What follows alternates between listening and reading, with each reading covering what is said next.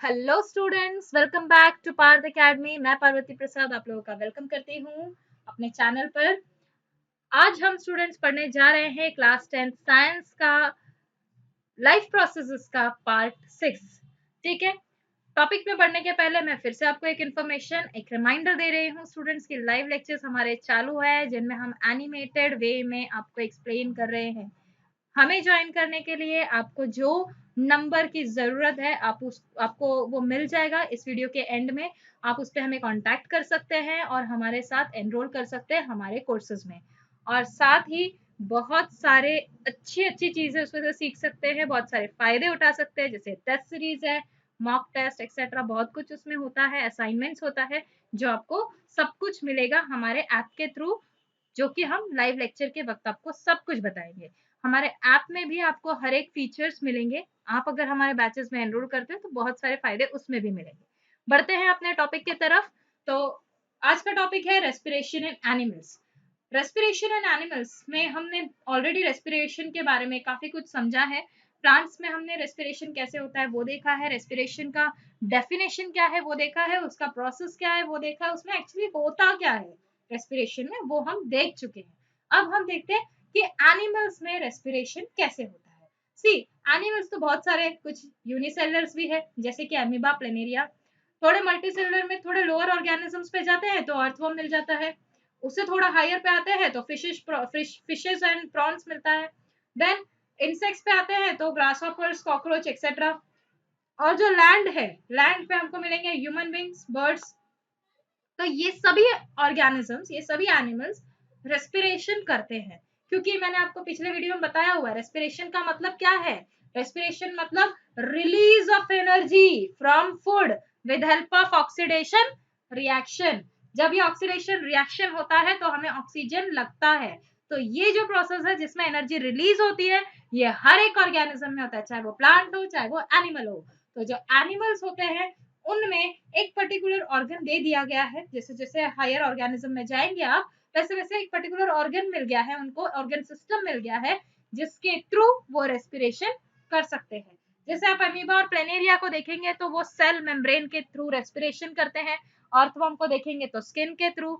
और aquatic animals such as fish and prawns को देखेंगे तो वो गिल्स के थ्रू रेस्पिरेशन करते हैं। कुछ इंसेक्ट्स जैसे कि ग्रासहॉपर्स, कॉकरोच है, इनको भगवान ने दिया हुआ स्पिरेकल्स एंड ट्रके, तो इसके थ्रू ये रेस्पिरेशन करते हैं। और अगर आप ह्यूमन बींग्स एंड बर्ड्स में बोलेंगे तो इनके पास होता है specialized organ, that is lungs, जिसके थ्रू ये रेस्पिरेशन करेंगे। लंग्स एक बहुत ही इंपॉर्टेंट रोल प्ले करता है हमारे बॉडी के अंदर। हम देखते हैं कैसे। Now all the respiratory organs have three common features. क्या फीचर्स होते हैं भाई? ऐसे तीन।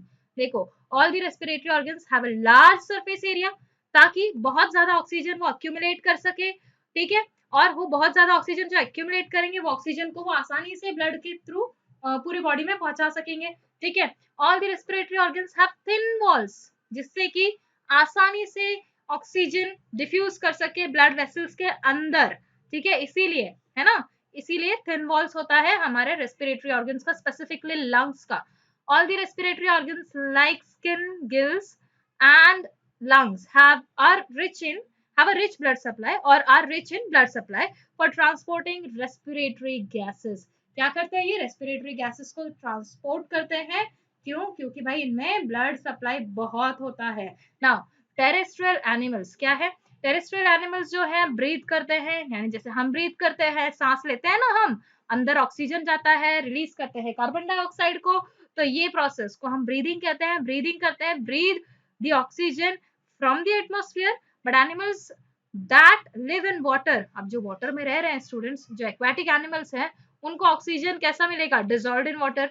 जो ऑक्सीजन डिजॉल्व्ड इन वाटर है उसको उन्हें निकालने के लिए, वो ऑक्सीजन को निकालने के लिए स्पेशलाइज्ड ऑर्गन दिया है, दैट इज गिल्स। आगे देखते हैं कैसे कैसे होगा, आगे हम पूरा पढ़ेंगे, डोंट वरी अबाउट इट। ठीक है, since the amount of dissolved oxygen in water is fairly low compared to the amount of oxygen in the air, the rate of breathing in aquatic organism is much faster than that seen in terrestrial organism.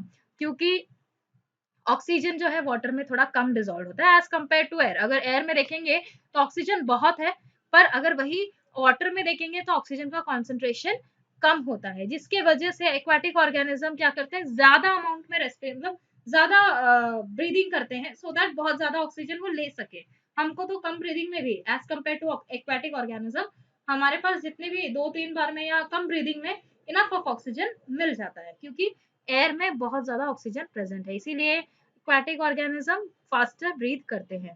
Now amoeba में कैसा होता है, तो amoeba में respiration यार वो single cell है, तो एक सेल है उसके पास एक सेल मेम्ब्रेन ही होगा, उस सेल मेम्ब्रेन के थ्रू ही ऑक्सीजन अंदर आएगा और कार्बन डाइऑक्साइड बाहर जाएगा, यानी एक्सचेंज ऑफ गैसेस होगा तो वो सेल मेम्ब्रेन के थ्रू होगा। वो वाटर के अंदर रहता है, वो मतलब एमीबा वाटर के अंदर रहता है, इसके लिए this water has oxygen dissolve in it, क्योंकि ऑक्सीजन डिजोल्व है तो डिफ्यूजन के through via cell membrane amoeba में ऑक्सीजन पहुंच जाता है। फिर एमीबा क्योंकि बहुत स्मॉल है तो उसके पास जो भी थोड़ा अमाउंट ऑफ ऑक्सीजन मिला तुरंत के तुरंत वो स्प्रेड हो जाता है उसके सेल के अंदर, quickly spreads into the whole body of amoeba. Now this oxygen is used for respiration inside the amoeba cell. अब ये जो ऑक्सीजन अंदर गया है, हमने पिछले वीडियो में पढ़ा हुआ है स्टूडेंट कि रेस्पिरेशन का मतलब क्या है, ऑक्सीजन के हेल्प से फूड को ब्रेक करना इनटू एनर्जी, ठीक है, और एनर्जी रिलीज करना, यही प्रोसेस होता है ना रेस्पिरेशन में। तो ये रेस्पिरेशन के लिए ऑक्सीजन जो यूज करना है वो ऑक्सीजन हमें यहाँ से मिल गया, यानी अमीबा के सेल को मिल गया। The process of respiration produces carbon dioxide gas continuously, this carbon dioxide gas diffuses out through membrane of amoeba into the surrounding water. ये आपको याद रखना है, वाटर से ऑक्सीजन लिया तो जो कार्बन डाइऑक्साइड बना उसको वाटर में ही छोड़ देना है, जो लिया वो वापस लेके जाओ भाई, हाँ बस थोड़ा सा मॉडिफाइड है, ठीक है। तो यहाँ पे हमारा एमीबा भी क्या कर रहा है, रेस्पायर कर रहा है with help of cell membrane, ठीक है। Then respiration in earthworm, earthworm exchanges gases through its skin, skin के थ्रू हमेशा ऑक्सीजन और कार्बन डाइऑक्साइड अंदर बाहर यानी होता रहता है, ब्रीदिंग होता रहता है। Earthworm absorbs oxygen which is needed for respiration through its moist skin. आपने देखा होगा अर्थवर्म मोस्टली मॉइस्ट ही होता है और वो मॉइस्ट जगहों पर ही मोस्टली रह सकता है, ठीक है। तो इसीलिए मॉइस्ट स्किन के थ्रू क्या करता है, ऑक्सीजन वो एब्जॉर्ब करता है और वहीं से कार्बन डाइऑक्साइड भी एक्सपेल हो जाता है, ठीक है। जो भी स्किन से उसने ऑक्सीजन अपटेक किया हुआ है वो पूरे के पूरे बॉडी ऑफ अर्थवर्म में पहुंचता है, जहाँ पे रेस्पिरेशन होता है उसके ब्लड के थ्रू पहुंचता है, ट्रांसपोर्ट होता है ना। कार्बन डाइऑक्साइड जो भी इस रेस्पिरेशन में प्रोड्यूस हुआ है उसको वापस से ब्लड के थ्रू स्किन के पास ले जाया जाता है और स्किन से उसको एक्सपेल कर दिया जाता है। Is that clear? Now moving ahead, next है रेस्पिरेशन इन फिशेस। तो इनके लिए हमको स्पेशल ऑर्गन मिला है फिशेस को, जो है कि गिल्स, ठीक है। Fish has gills on the both side of head, दोनों साइड, जैसे हमारे पास कान होते हैं ना कान, वैसे ही इनके पास ईयर्स की तरह वैसे ही इनके पास ये होता है, गिल्स होता है, ठीक है। Fishes lives in water and this water contains dissolved oxygen, जो कि थोड़ा कम होता है एज कंपेयर टू एयर, हमने पहले भी देखा, इसीलिए वो ज्यादा फास्टर रेट से ब्रीदिंग करते हैं या रेस्पिरेशन करते हैं। Now the fish breathes by taking water through its mouth, mouth के थ्रू उसने वाटर ले लिया, उसको गिल्स के पास भेज दिया, ठीक है, sending it over gills. Now when water passes over gills, जैसे ही वाटर गिल्स के पास जाता है तो गिल्स क्या करता है, उसमें से ऑक्सीजन को एक्सट्रैक्ट कर लेता है, जो वाटर में ऑक्सीजन डिसॉल्व्ड है उसे एक्सट्रैक्ट करेगा और फिर यही water goes out through gill slits, Gill के पास गिल के साथ गिल स्लिट्स होता है, उस गिल स्लिट्स के थ्रू वाटर को बाहर निकाल दिया जाता है। यानी क्या हुआ, माउथ से वाटर एंटर किया, वाटर एंटर करके गिल्स के थ्रू पास होता है, गिल्स उसमें से डिसॉल्व्ड ऑक्सीजन को ले लेता है और गिल स्लिट्स के थ्रू वाटर को बाहर भेज देता है और जो एक्सट्रैक्टेड ऑक्सीजन है उसको ब्लड में क्या किया जाता है, भेज दिया जाता है। पहले तो ब्लड उसे एब्जॉर्ब करेगा और ब्लड क्या करेगा, पूरे फिश के बॉडी में ये ऑक्सीजन को पहुंचा देगा और जो कार्बन डाइऑक्साइड प्रोड्यूस होगा रेस्पिरेशन के बाद वो पूरा का पूरा ब्लड के हेल्प से इनटू द गिल्स लेकर आया जाएगा और गिल्स में ही गिल्स के थ्रू ही इसे बाहर भी निकाल दिया जाएगा इनटू द सराउंडिंग वाटर, ठीक है। नाउ एक नोट है, diffusion is insufficient to meet oxygen requirement of large multicellular organisms like humans because the volume of human body is so big that oxygen cannot diffuse into all these cells of the human body quickly। इसीलिए students हमारे पास nostrils है जो सीधे सीधे हमारे body के अंदर हमारे लंग्स के पास स्पेसिफिकली अगर कहा जाए तो ऑक्सीजन को भेजती है। Large amount of oxygen is sent towards our lungs via our nostrils, ठीक है। क्योंकि एक बहुत ही बड़ा ऑर्गेनिज्म है अगर ह्यूमन बॉडी का आ जाए तो इस पूरे बॉडी को आपको ऑक्सीजन सप्लाई करना है तो हमें ऑक्सीजन भी ज्यादा अमाउंट में लगेगा और इसीलिए ज्यादा अमाउंट ऑफ ऑक्सीजन एब्जॉर्ब होगा। तो इसीलिए हमको स्पेशलाइज्ड ऑर्गन मिला है, ठीक है, और वो स्पेशलाइज्ड ऑर्गन है हमारे लंग्स, ठीक है। Now main organ of respiratory system are nose, nasal passage, trachea, bronchi, lungs and diaphragm. ये पूरे को ना आप स्क्रीनशॉट ले लीजिए स्टूडेंट, बाकी मैं आपको एकदम शॉर्ट में फटाफट एक्सप्लेन कर देती हूँ। देखिए नोज से आप क्या करोगे, यानी नोस्ट्रिल से आप सांस लोगे, सांस लेने के बाद आपको एक आता है नाक के बाद आ जाता है आपका नेजल पैसेज, वहां से वो जो एयर आपने अंदर लिया है नेजल पैसेज के थ्रू पास होगा। कहाँ पास होगा, इनटू द विंड पाइप जिसका दूसरा नाम है ट्रेके, और ट्रेके से ब्रोंकाई में जो कि हमारे लंग्स को कनेक्ट होने वाला है, ब्रोंकाई कनेक्ट हो रहा है लंग्स को, और लंग्स क्या करता है, पूरा ऑक्सीजन उसके अंदर डाल दिया जाता है, ठीक है, लंग्स के अंदर ब्रोंकाई के हेल्प से। अब ये जो लंग्स है ये क्या करता है, फूल जाता है, जैसे हमने ऑक्सीजन इन किया तो लंग्स फूलता है और हमारा डायफ्राम नीचे जाता है, ठीक है। जैसे ही कार्बन डाइऑक्साइड प्रोड्यूस होगा बॉडी में वो पूरा का पूरा आएगा लंग्स के पास, डायफ्राम क्या होगा, नीचे से पचक जाएगा और ऊपर की तरफ उठेगा, जिससे लंग्स पचक जाता है, और लंग्स के पचकते ही यानी कॉन्ट्रैक्ट होते ही oxygen, sorry not oxygen, carbon dioxide जो है लंग्स के थ्रू ब्रोंकाई में, ब्रोंकाई के थ्रू ट्रेके में, ट्रेके के थ्रू नेजल पैसेज में, नेजल पैसेज के थ्रू नोज में से बाहर आ जाता है कार्बन डाइऑक्साइड। क्लियर है स्टूडेंट, बहुत ही सिंपल प्रोसेस है। क्या हुआ, पहले ऑक्सीजन गया लंग्स में, लंग्स क्या करता है, उसके पास एक स्पेशलाइज्ड ऑर्गन है जिसको हम अल्वियोली कहते हैं। अगर आप ये लाइव लेक्चर में कनेक्ट होंगे ना स्टूडेंट्स, आपको मैं with help of 3D animation ये चीज आपको दिखा सकती हूँ, बहुत ही इजी है। अल्वियोली के थ्रू ये क्या करता है, ब्लड वेसल यानी नसों में, ब्लड्स के अंदर क्या करेगा, ऑक्सीजन को पुटअप करेगा। जैसे ये ऑक्सीजन ब्लड में पुटअप हुआ, ये पूरे बॉडी में हार्ट फैला देता है ब्लड को, ठीक है। जैसी बॉडी में फैला ऑक्सीजन, वैसे ही रेस्पिरेशन होना शुरू, रेस्पिरेशन होगा शुरू तो कार्बन डाइऑक्साइड होगा रिलीज, फिर यही ब्लड वेसल्स पूरा का पूरा कार्बन डाइऑक्साइड पूरी बॉडी से कलेक्ट करके लेके आता है लंग्स के पास, वही अल्वियोली क्या करता है, कार्बन डाइऑक्साइड एब्जॉर्ब करता है, लंग्स को देता है, लंग्स से ब्रोंकाइज में, ब्रोंकाइज से ट्रेके में, ट्रेके से नेजल पैसेज में, एंड देन नोज में धीरे से पास कर दिया जाता है इस कार्बन डाइऑक्साइड को और रिलीज कर दिया जाता है। ये पूरा प्रोसेस है रेस्पिरेटरी सिस्टम इन ह्यूमंस का। क्लियर है स्टूडेंट, नाउ मैकेनिज्म में आपको यही चीज बताई हुई कि किस तरह से ब्लड वेसल्स में किस तरह से डायफ्राम का फूलना और फ्लैटन होना होता है, ये सब कुछ इसमें आपको एक्सप्लेन है। प्लीज आप इसका स्क्रीनशॉट ले लीजिए। जो एल्वियोली होता है यहाँ पे बहुत ही इंपॉर्टेंट रोल प्ले करता है, क्योंकि एल्वियोली ग्लोब्यूलर स्ट्रक्चर है और इस ग्लोब्यूलर स्ट्रक्चर के ऊपर हमारे जो ब्लड वेसल्स है वो कॉम्पैक्टली अच्छी तरह से टाइड अप है, और यहाँ से अल्वियोली क्या करता है, ऑक्सीजन को ब्लड में डालता है, डिफ्यूज करता है, और फिर ब्लड से कार्बन डाइऑक्साइड को अपने अंदर डिफ्यूज कर लेता है, और फिर वहां से लंग्स को पास करके लंग्स के थ्रू, देन ब्रोंकाई, ब्रोंकाई के थ्रू हमारे नोज के थ्रू निकाल दिया जाता है, ठीक है। कार्बन डाइऑक्साइड इस तरह से रिलीज हो जाता है।